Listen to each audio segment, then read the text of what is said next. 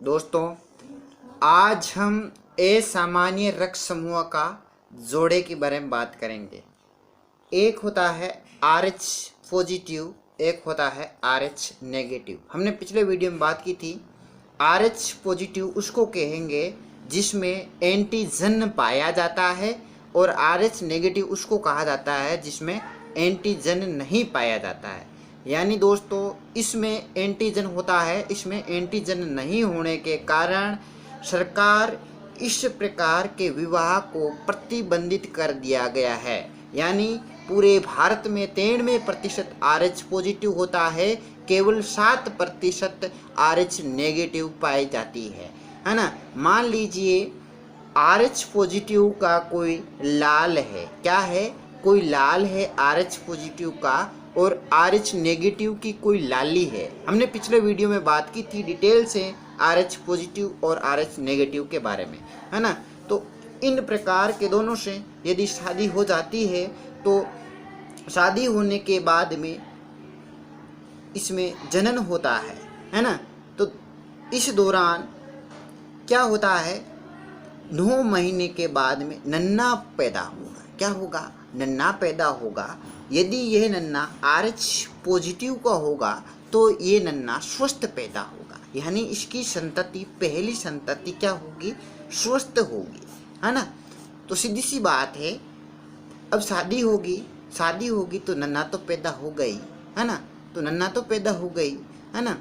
तो इसमें दोस्तों पहले डिलीवरी के अंदर ये बच्चा स्वस्थ होगा, जबकि सेकेंड डिलीवरी के अंदर यदि मान लीजिए RH पॉजिटिव वाला ही कोई लाल वापस आ गया, यानी ये सेकेंड डिलीवरी के अंदर क्या है, RH पॉजिटिव वाला लाल पैदा हुआ, तो दोस्तों ये जीवित नहीं रहेगा, इस लाल की मृत्यु हो जाएगी दोस्तों।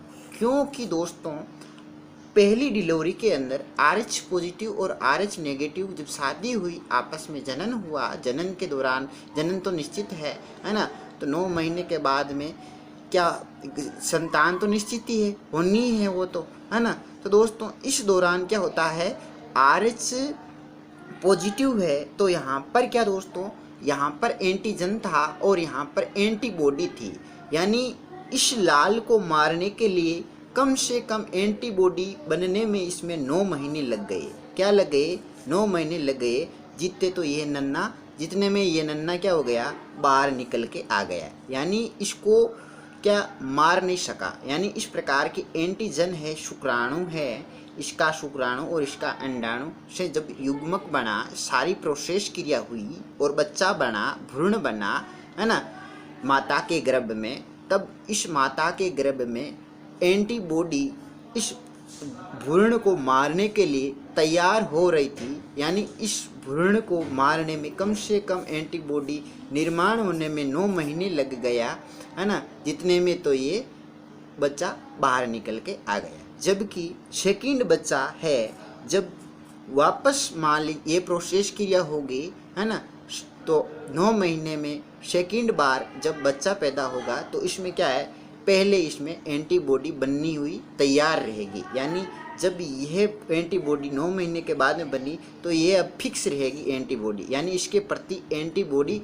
फिक्स रहेगी, यानी RH पॉजिटिव के प्रति एंटीबॉडी बनी रहेगी, है ना। तो जैसे ये युग्मक होगा, है ना, भ्रूण होगा, तो ये माता के गर्भ में ही क्या हो जाएगा, मृत्यु हो जाएगी माता के गर्भ में ही। इसको बचाने के लिए दोस्तों, इस भ्रूण को बचाने के लिए फर्स्ट डिलीवरी में दोस्तों, यहाँ पर जब फर्स्ट डिलीवरी होती है तो यहाँ पर 72 घंटे के भीतर क्या करना चाहिए दोस्तों, याद, 72 घंटे के भीतर एंटी डी या रोगम का टीका लगाया जाता है। यानी फर्स्ट डिलीवरी के समय 72 घंटे के भीतर एंटी डी का रोगम का टीका लगा लिया जाता है, तो सेकंड ये बच्चा जीवित होगा, स्वस्थ रहेगा, क्योंकि यहाँ पर जो एंटीबॉडी बनी थी इस एंटीबॉडी को इस मस्तिष्क में मार देगा।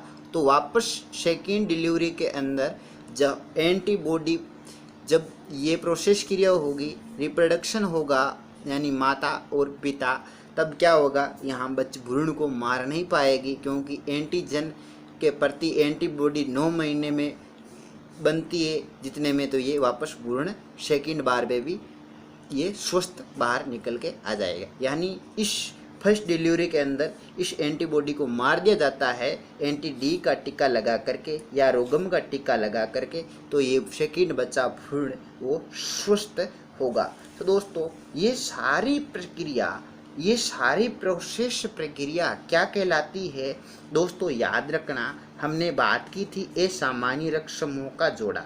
इस प्रकार की प्रक्रिया को इरिथ्रोब्लास्टोसिस फिटेलेसिस, इरिथ्रोब्लास्टोफिटेलिसिस प्रक्रिया कहलाती है। इसका मतलब होता है गर्भ में आरबीसी का फटना, गर्भ में आरबीसी का फटना।